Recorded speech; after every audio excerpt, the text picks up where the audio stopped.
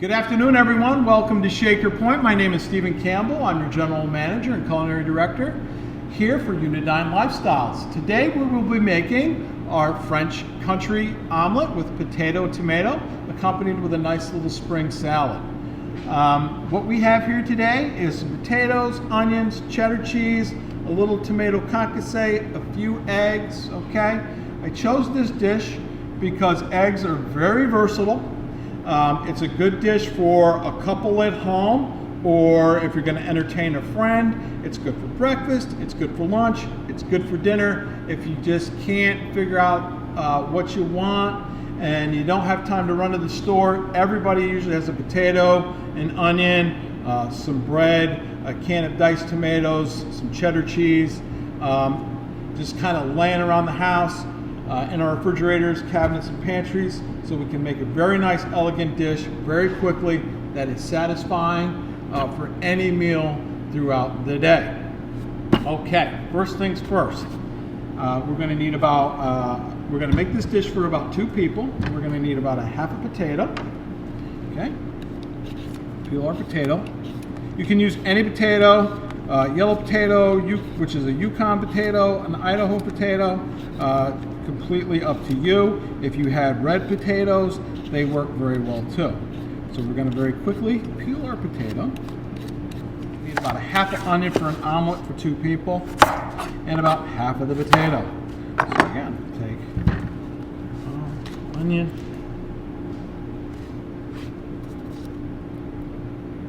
peel it, okay. And from there, just a very, very nice thin French cut. Again, same thing with our potato. We only need about a half a potato for this dish. Okay. Before we start slicing our potato, let's turn our pan on. Okay. We'll want our pan on about a medium-high heat. I have here some extra virgin olive oil, which is very nice. If you don't have extra virgin olive oil, regular canola oil, vegetable oil, peanut oil. I also have a little pad of whole butter there. The oil and the butter works nice together because we're going to get some multiple flavors, and the oil is also going to help the butter not burn with the medium-high heat. Here again, we're going to take our potato and we're going to slice our potato very thin, relatively the same thickness of our onion.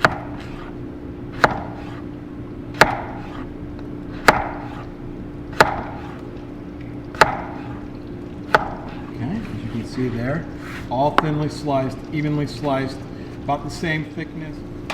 Okay, and at this point, we're going to start kind of layering in our potato evenly throughout our pan. This is a standard Teflon nonstick pan.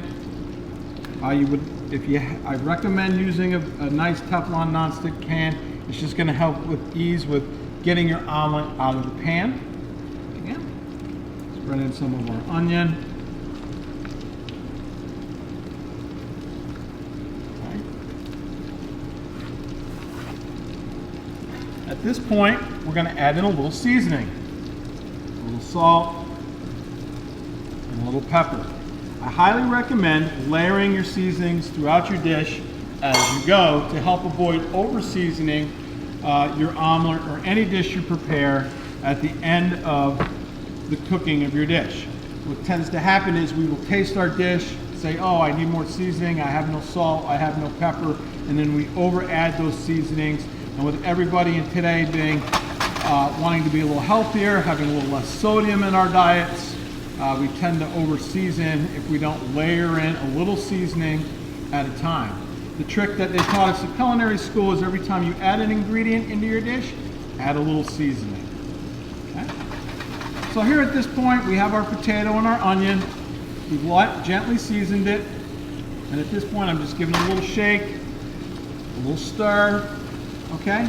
At this point, we would want to maybe at home put a lid on our pan, lower our heat to medium-low, and let our potato and onion cook for anywhere from 5 to 7 minutes until our potato becomes nice and tender and our onions have have a nice caramelization on them, at which point then we will crack our eggs and begin assembling our omelet. Here, after about 5 to 7 minutes, our potato and onions are cooked very nicely. As you can see, we have a slight natural caramelization from our onions, and our potatoes are very tender, which is going to be very desirable.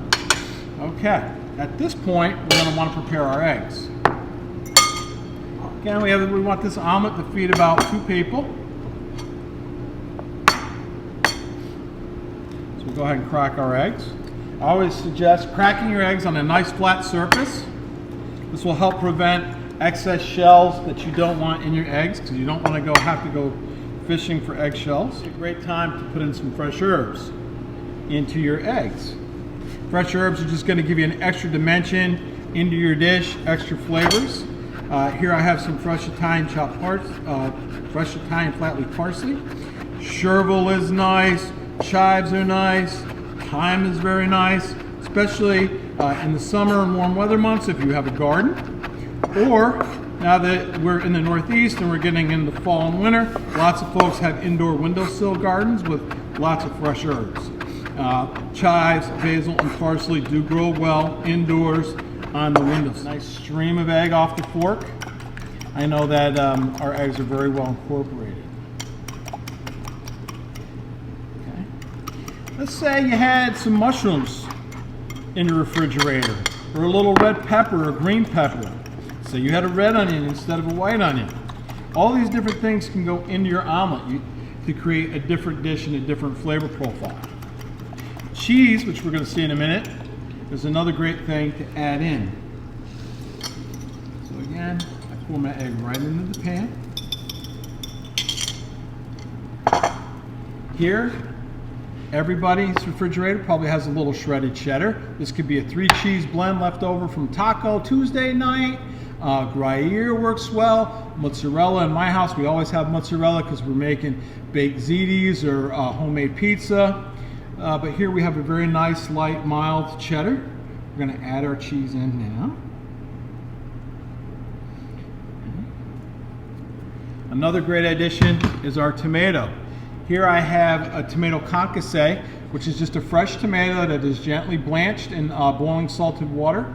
And then the seeds and the skins are removed and then roughly chopped. We use tomato concasse in many, many dishes in the kitchen. If you don't have tomato concasse, leftover marinara that could be from a pasta night earlier in the week in your house, a can of just simply diced tomatoes that is in your cupboard works very well. Just open them up, loosely drain some of the excess liquid, and basically diced tomatoes, like a Hunt's diced tomato, is this tomato concasse. At this point, we can add that around into our omelet. Okay. And then our omelet from here could be finished on the pan, but we want to kind of have this more of a frittata feel to our omelet. So from here, we're going to go right into our nice Hearthstone oven. About 4 to 5 minutes in our oven and our omelet will be done. If you don't have a woodstone hearth oven, never fear, your oven at home will work just as good, and the oven will help give you that nice big airy spring effect to your omelet. Coming right out of our oven. It's been about 5-6 minutes. See how it's from whipping the eggs, we've gotten a lot of volume, nice golden brown. Our cheese is melted in, our tomato is set into our egg, and it is very nice. Now, how do we serve it? Here we have a very nice plate, and this is where I was saying earlier, it's very handy to have a very good non-stick pan, and I have here a heat-proof spatula. All right, both these things can be bought either on Amazon online, Bed Bath & Beyond, in the tool section of your grocery store. So relatively inexpensive items, but as you're going to see here, really a necessity to unmolding this. Okay, so I just ran the rubber spatula around the edge. As you can see, the omelet is moving freely throughout the Teflon pan. It slides right out. I have a little spring mix. You could use mesclun greens, spring mix, microgreens, a little iceberg lettuce, anything you want. We're going to simply just dress this here with a little virgin olive oil. You could squeeze a fresh lemon in this, put a little red wine vinegar, a little balsamic vinegar. Again, I'm going to just lightly season with a little salt and pepper. And I'm just going to kind of toss all that together.